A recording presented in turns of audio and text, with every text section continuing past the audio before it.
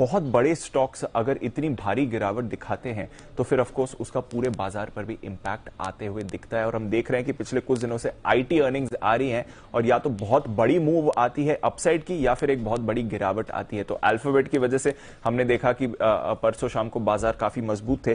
कल फेसबुक के नतीजों से हमने भारी गिरावट अक्रॉस मार्केट आते हुए देखी। तो पहले डाउ की अगर बात कर लें तो 520 अंक लुढ़क कर दिन के निचले स्तर पर बंद हुआ, पर नैस्डैक में ज्यादा गिरावट थी, 0.4% नैस्डैक कल फिसला है और ये सिर्फ और सिर्फ फेसबुक की वजह से हुआ है। अब क्या हुआ, फेसबुक जो अब मेटा के नाम से जानी जाती है, इनके नतीजे कमजोर आए, आगे की गाइडेंस इन्होंने कमजोर दी है, यूजर बेस पर अब सवाल उठ रहे हैं और एप्पल ने इनकी एड ब्लॉकिंग की वजह से $10 बिलियन के रेवेन्यू का हिट हुआ है। तो इसके बाद काफी सारे डाउनग्रेड्स आए और शेयर में हमने 26% की गिरावट देखी।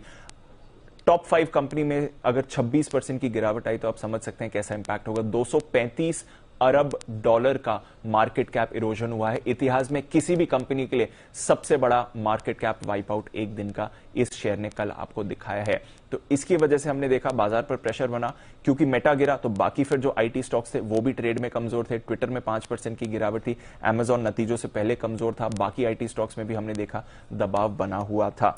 पर पोस्ट मार्केट फिर अमेजॉन के नतीजे आए और यहां पर आपने दमदार नतीजे देखे। उनकी जो प्राइम सब्सक्रिप्शन सर्विसेज हैं वहां पर उन्होंने अपने रेट्स बढ़ाए हैं। तो पोस्ट मार्केट रैली में आप देख रहे हैं कि इस समय अमेजॉन 14% ऊपर है। तो इसकी वजह से आप नैस्डैक फ्यूचर्स को संभलते हुए देख रहे हैं। तो बहुत ही मुश्किल है ये एक्शन समझना, क्योंकि सिर्फ और सिर्फ नतीजों के दम पर, और ये बड़ी कंपनीज, अगर आप भारतीय कॉन्टेक्स्ट की बात करें तो रिलायंस इंडस्ट्रीज या एचडीएफसी बैंक या फिर एसबीआई, इन जैसे काउंटर्स में अगर आप एक एक दिन में 20% की मूव्स देखेंगे तो आप इमेजिन कर सकते हैं बाजार का क्या होगा। तो एग्जैक्टली यही आपने कल अमेरिकी बाजारों में होते हुए देखा।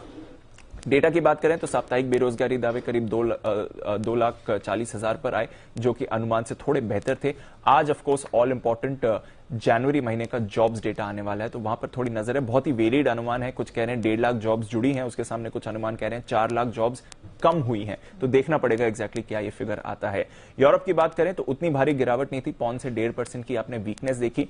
बैंक ऑफ इंग्लैंड ने लगातार दूसरी बार रेट्स बढ़ाए हैं, 25 बेसिस पॉइंट से रेट्स बढ़ाए गए हैं। 2004 के बाद 2 बैक टू बैक हाइक्स यहां पर देखी हैं, पर उसके सामने यूरोपियन सेंट्रल बैंक्स ने दरों में कोई बढ़ोतरी नहीं करी है। जो एक स्टिमुलस कम करने का प्लान था वो उनका चल रहा है। तो 2 डाइवर्जेंट पॉलिसीज आई हैं, ये भी बाजार पर इंपैक्ट करती हुई आपको दिखी।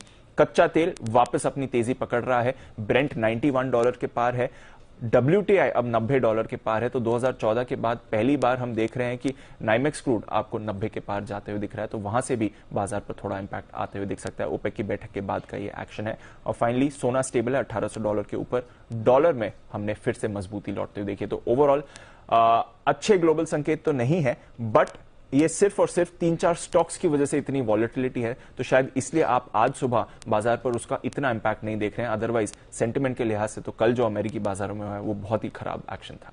शुक्रिया दीपांशु, हमारे साथ जुड़ने के लिए, वो डेटा रखने के